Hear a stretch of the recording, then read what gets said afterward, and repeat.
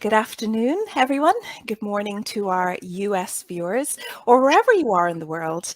We're so delighted that you've taken the time to join us for our first ever LinkedIn Live. We are super excited to be going live, but we're even more excited that we're doing so on World Cancer Day with an amazing guest. And before I introduce her to you, for those who perhaps don't already know me, my name is Marie Ennis O'Connor.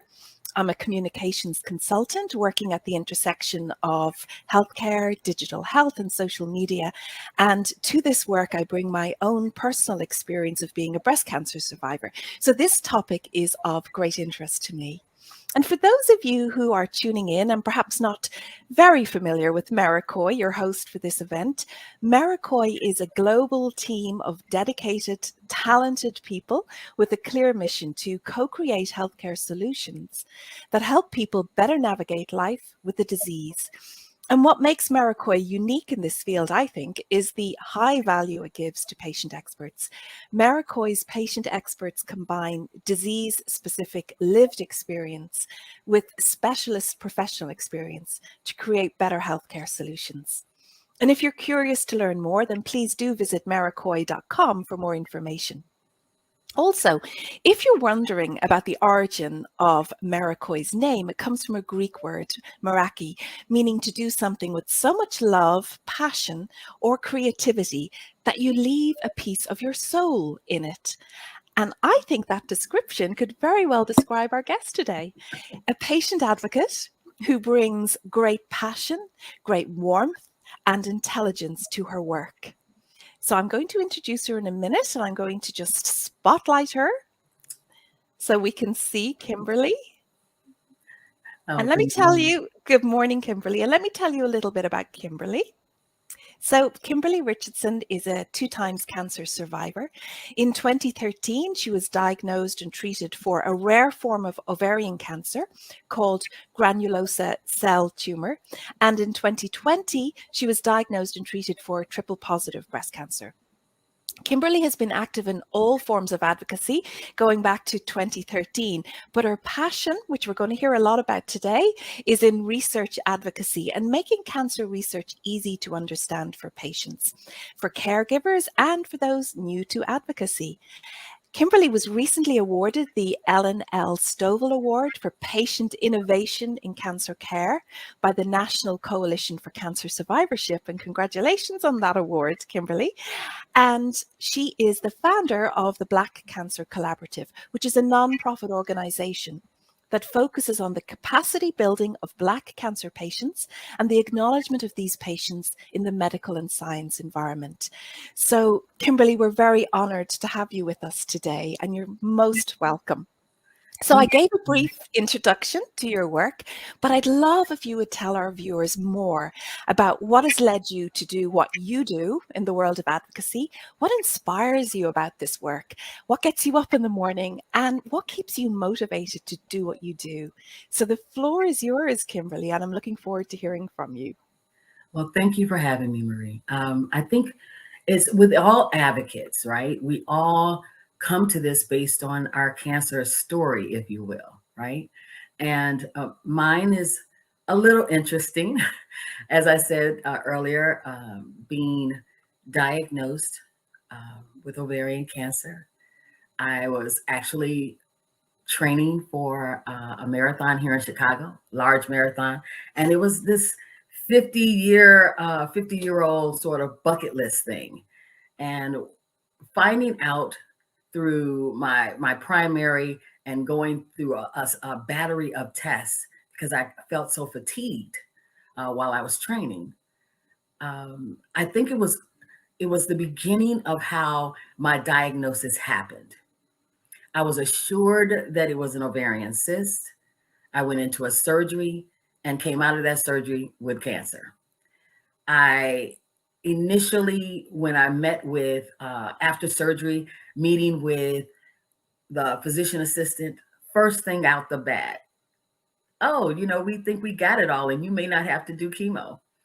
And I was like, oh, that's wonderful, right? I was pretty nervous about doing it in the first place. And when the oncologist came in. As soon as she sat down, she said, "Let's start scheduling your chemo treatments." And I was like, wait, what was that lady all about? Right. And so this whole new world of physician assistants and oncologists and people different from my primary, right, is now the people that are making decisions for me. I've said in the past, in past interviews, that my relationship with my oncologist wasn't good.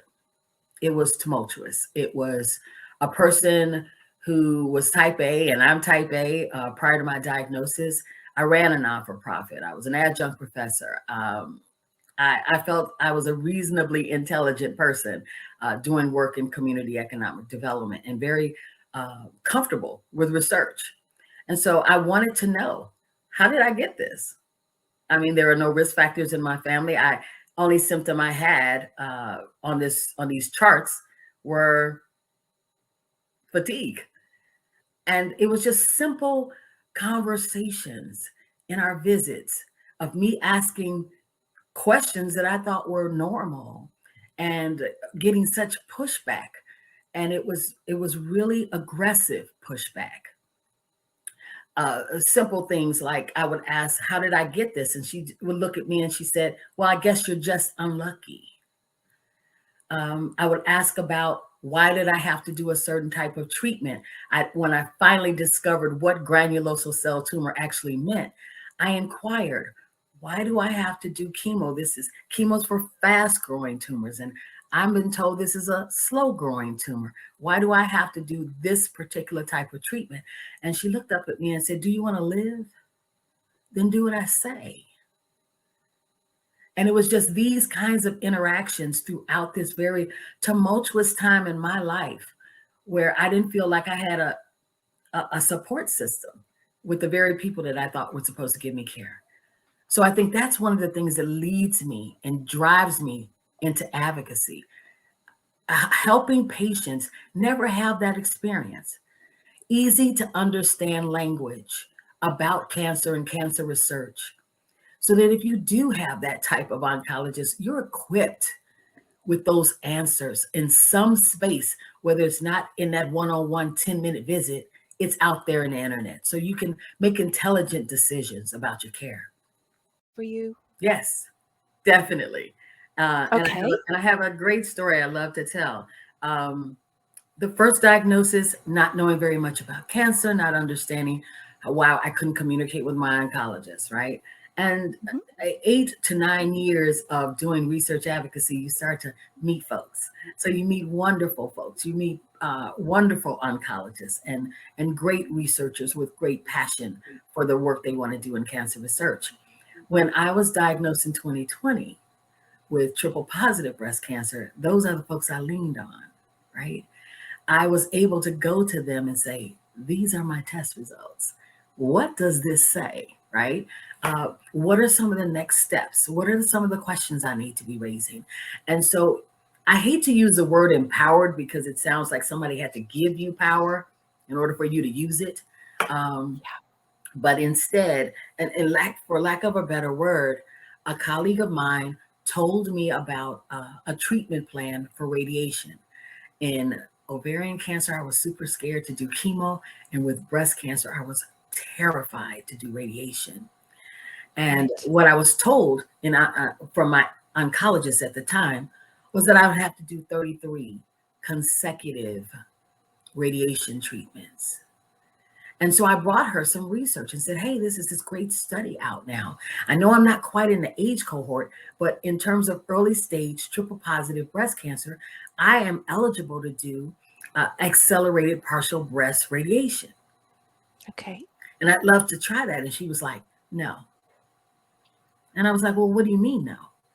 And her answer to me was, "Kimberly, for every research study you bring me that supports that treatment, I can probably find a research study that's against that treatment."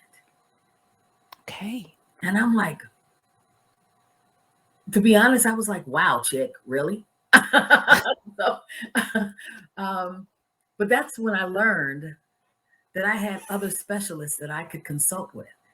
and that my radiology oncologist was a specialist in and of himself. And so when Yeah. I made my appointment to speak with him, I brought it up, and he didn't blink. He was like, "Yeah, I'm very familiar with that study. And yes, you'll be able to do that." Wow. So, Marie, from 33 consecutive treatments to 5 over 10 days. Wow. That's Wow. advocacy. That's That is advocacy. that is the ability Yeah. to take information and make an intelligent decision, one that you would think you'd be able to make with your oncologist, someone who would tell you about all your treatment options. But when that doesn't happen, that's what my advocacy is about. It's about providing that information someplace else that you can then bring those pieces of paper in and say, this is a study. And if you're not being heard, then that ought to raise a red flag with you that perhaps you're not dealing with an oncologist that is the most up to date Yeah. on what's So, happening out in the field. Kimberly, as I'm listening to you, I'm really struck by another inequity, and it's one that I'm really have been a conscious about for so many years, and I'm really interested to hear what you think about this and what your thoughts are around this. The other inequity is those of us who have access to that information, who I mean, we've had to become researchers, we've had to become advocates for ourselves and for our loved ones and for those in our community, Right. but we're there. But what about those that aren't there? How do we start closing that gap? And I'm also really interested to hear what you think about this, about the digital divide. So my information comes online. I don't go into a library to get it. I have my peer group that I get it from. I'm able to access PubMed for literature. But that's a huge gap between that and between most people. How do we start closing that gap? Yeah, I think that's what's so cool about how you come out of treatment, what decisions you make with your time as a patient, right? Do Yeah. you just, go on with your life, or do you become a patient advocate? And that's one of the things I like to support, talking to people that are coming into a survivorship plan and letting them know that your voice can be heard and in very important ways. And one of those ways is to get in front of a screen and tell somebody, I just finished treatment and I'm just learning about cancer research. And I'm looking at these all these different training programs that are existing, right? Like, Yeah. in the United States, it's RAN, and in Europe, it's UPATI. All of these training spaces where you can learn more about cancer research. I've even done some work myself with a local cancer center with their MD PhD students, developing educational content to help patients and caregivers make that transition and learn a little bit more about cancer, right? Cancer research, Yeah. learn about treatment plans, things like that. So those are ways to do it. Um, but again, it's like with patient advocacy, right? We are all in different lanes. Some people like to do more awareness advocacy. Some people like to go to Capitol Hill and forge, conversations around policy. And some, like myself, like to delve into cancer research. So it's largely going to depend on, once you've been diagnosed and once you're out of the fog of treatment, what do you want to do with your time? Do you feel it's something I heard many, many, many years ago? I think it was Lance Armstrong, the founder of Livestrong, who called it the obligation of the cured. I mean, cure is none of us are particularly cured. It's always Yeah. there. I never use the word cure, but that obligation that we owe it to those that come after us to have left the world or the world of treatment a little bit better. Do you feel that obligation? That's patient advocate talk, man, Yeah, because that's just how you feel.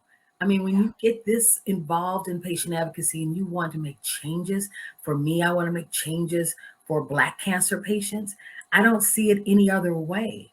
I do understand, but I say your voice matters so much to this conversation that we go yes, that we go beyond just sharing our stories and our yes, what we're now calling our lived experience, but then applying it where yeah, policy can actually make a change. yeah, And we yeah. can't do that And from our living rooms, top, We can't do. We have to Well, be we can stop. Well, we can start. in Zoom. In We're Zoom world, we we can. can, Yeah, right? we've had to for the last 2 years, and we've worked just as hard. Um, I love what you're saying about story, because I think that the healthcare industry, for want of a better word, can get very hung up on story, and it's almost like, oh, here's the story, and we pigeonhole the story. So here's the Black woman telling the story, here's the young Exactly. woman telling her story, here's the male. So it's like it's a story, but it's more than story, is what you're saying. It's deeper. It's actioning that story. It's more than we're more than the warm up. Oh, I love that. That's what I Yes. love to say. It's like we're more than the warm up. I mean, we are asked to come on and share our cancer story in 5 minutes, and then Yeah. they get on with the business of the day, right? When we Yes, are yes, the yes. business of the day, Oh right? my goodness, I'm getting chills. We Yeah. are the reason why you are sitting around this table, why you have gone into this profession, why you get paid every 2 weeks. Actually, that's what you ought to have on your brain, and yet the opposite is true. Yeah. They spend less time around us, less time engaging with us, and so we are smaller in that space. We're smaller when we talk about patient communication in the medicine field, and we're even smaller in the research realm. And so Yeah. that I think now there are going to be more mandates down the road that uh, secure patient engagement, but it's going to be up to us as patient advocates to define what that engagement looks like. Oh my goodness. You need to stop right there for a moment, just so that I make sure that everybody has heard what you've just said, because that is it. There's so much in that. It's up to us to define it. It is. Um, I, I just have chills. I know we only have 30 minutes, but I'm going to just steal another 5 or 10 minutes from this call with you. There's two things I was thinking while I was listening to you. The first thing I was thinking was, you sent me some pre-reads, and one of the things that really struck me was, we talk about research, cancer clinical trials. You sent me something that said Hispanic and Latinx people make up 2.6% of participants in cancer clinical trials. Black people make up 6% of participants in cancer clinical trials. How do we start changing that? I mean, I know you've spoken quite a bit about it, but do you have anything else that you want to say about that I in do, particular? because I do. I sort of want to go on record that I'm sort of I'm tired, if that's the best the word I can use. I'm tired of Okay. hearing that narrative of Yeah. that we have this mistrust, Okay. and that's the reason why we're not in trials. Okay. And Yeah. that's just simply not true. And I think that the research is bearing that out. Historically, only 4% of US population were involved in clinical trials in the first place, and they were predominantly white males. So to even suggest that for all this time we just haven't wanted to be bothered, we were too afraid. And Mhm. you see it in interviews and podcasts of a Yeah. predominantly all white um, panel. And the information begins with, let's talk about the history of medical racism. And then we go all back to Tuskegee and Henrietta Lacks, and we paint this narrative that Black people are spooked out about being Yeah. in clinical trials. And it's just simply not the case, because we simply have not been asked to participate. Us, as well as Asians, as well as Native Americans, as well as Latinos, we have not been asked to participate. And so now we're asking, okay, well, if you're interested in this, now it's, well, how do we do it? We do it the exact same way you were engaging white males in clinical trials. It's the exact same way. And so to create this sense of there needs to be a certain type of strategy already starts us off in a deficit. Wow. Yeah. Yeah. So Everything you're I'm saying. seeing all kinds of interesting strategies, like, oh, if we take a van to their neighborhood, right? Well, you spent money on the van. Why couldn't a van just pick me up and bring me to your hospital? It's like, ding, these kinds of things are just so ridiculous to me. I don't know, maybe I look at it and go, well, if this is the best you got, I definitely think that other people of color need to be sitting at the table to help massage some of these strategies that you're coming up with, right? Because in my mind, personally, all of the safety net hospitals that are in these racially minoritized communities, standing brick and mortar buildings that could be used for clinical trial hubs. When we talk about decentralizing clinical trials, the first thing we go to is telehealth, as opposed to dealing with the infrastructure that's in a community that could be utilized. And that again tells me there's this tension of how we want to interact with one another. And until we can have authentic conversations about that, we're not going to come up with meaningful strategies that are going to be sustainable over time. I have to pause for a second. Everything you're saying is like this truth bomb exploding for me, and I'm sure for people listening in as well. Again, just kind of conscious of the time. This is something that your time as well, wanting to respect that. Just moving away from the to a more general, you said something earlier about people sitting around the table that are getting paid, and I'm also conscious of the work that you're doing, the work that I know so many people are doing, so much work, so spending so much time with little or no payment. Does this need to change? Well, yeah, I think, of course, I think patient advocates should be compensated. They sit at a table and they're asked for their insights or for their experience or their opinions. And they're sitting across the table from staff people from, large conglomerates. Yeah. And yet that's like, oh, their work, their ideas, their insights get embedded or baked, if you will, into their products and services. I think, of course, they should be compensated fairly for that. And Yeah, I think that's, absolutely. again, the work of a patient advocate to say that out loud, that my Yes. story, my story matters, it's meaningful, and it has a place at that table, right? It's one thing to say we have a seat and a voice, but it doesn't mean anything at the end of the day if it's considered, Yeah. right? Oh, it's that, we'll consider that, right? But then you see your work, or you see your ideas come to fruition through a company. I think that it's important that you Yes. place value on the work that everybody is doing at the table. Absolutely, absolutely. And again, another part of that is, and speaking about that work again, is you're one person, Kimberly. I know you're the founder of Black Cancer Collaborative. You're driving it. You are one person doing the work of 50 people. I know you are. And I know that one of the big issues in advocacy, patient advocacy, is burnout. Yeah. And how do we protect ourselves? Do we as patient advocates not reach that stage where we literally cannot read another report, we cannot sit on another committee, we're done, we're burned out? How can we start doing Yeah. protecting ourselves? I totally understand that. And I think one of the ways I worked through that for myself was to continue to grow. Yeah. I mean, I started out like everybody else in awareness advocacy, doing events in the neighborhood, talking about risk factors and things of that nature. But then I moved from that type of advocacy into legislative advocacy.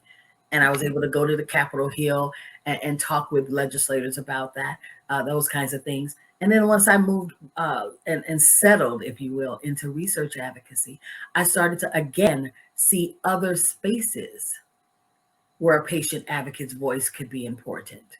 So it's not Yeah. always just the advocate with their advocacy organization or the advocate being asked to review an abstract. As I mentioned before, I sit on as a standing member of the American Board of Emergency Medicine. I get to sit with doctors and tell them that it's important when we certify, when we create a curriculum to certify an emergency medicine doctor, right? that they think about these things that's related to ovarian cancer, that those things are a part of their differential, that they get that information, right? Yeah. So you get opportunities, you just have to look for them. And so, yeah, when you said it's all I need 50 me's, that's what Black Cancer Collaborative is. It's the ability to uh, help other Black cancer patients Yeah. capacity build, learn more about, not your story, Mm. but how is multiple myeloma? Where is it going in cancer research? How can you be the voice for Black cancers patients with multiple myeloma, knowing those particular specific issues related to that cancer type, Yeah. so that you become less than, oh, is it multiple myeloma month? Can you come and speak? Can you come Yeah. and share your story? You know, Yeah. no, you can share your lived experience, and then you can talk to your legislators about the particular needs for funding for cancer research, that there's a particular drug or treatment that needs additional assistance. We can't do that if we're so limited in that box of just sharing your story. So yeah, Yeah. it gets really hard, and you can experience burnout. But I think the way to get around that is to learn how to grow within advocacy. I love I that. do And I the think same thing all the time, right? I love that. And when I was talking about speaking with you earlier this week, I said it was the first time in a long time that I felt a real stirring of passion in myself again, because burnout happens, absolutely. So you've been hugely inspiring to me personally. My first time meeting you this week, I know you're hugely inspiring to many others. I mentioned to you earlier, I've been reaching out and saying, have you heard about Kimberly? And people were saying, yeah, you're late to the party. Kimberly really is something.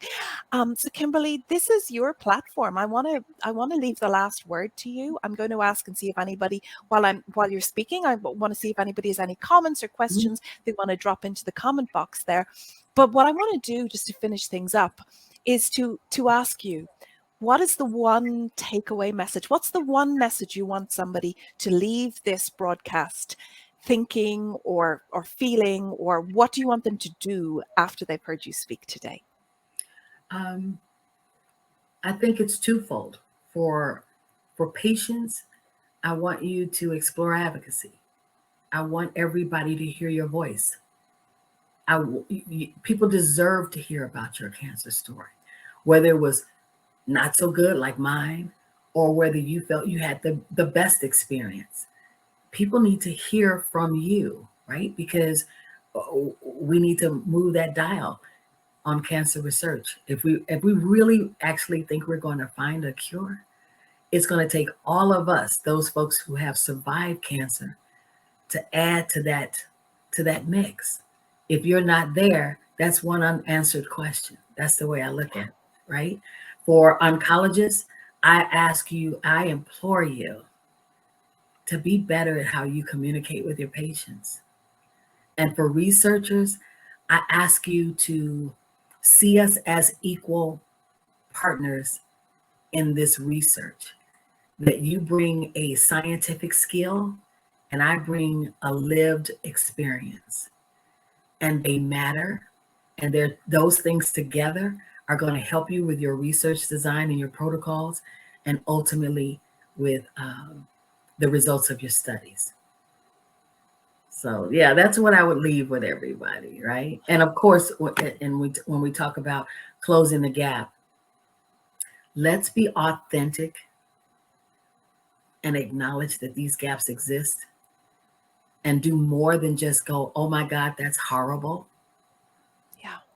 Let's start thinking about ways to fix what we know we can fix. It's possible to fix this.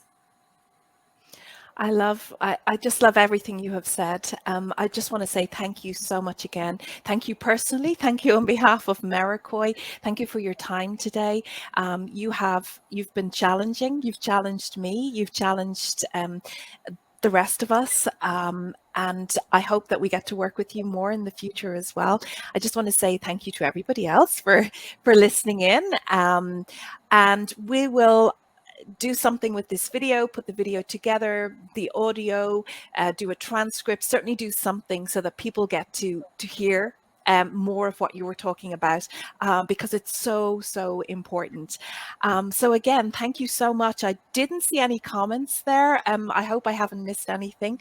Again, I just want to say, if you want to learn more about Maracoy, I just popped up the website there. But once again, thank you so much, Kimberly. Thanks to everybody. I know it's early in the day for you. You've got a busy day. So I hope you have a great day. And for everybody else who's just starting their day, have a great day. So thank you again. Thank you, Marie.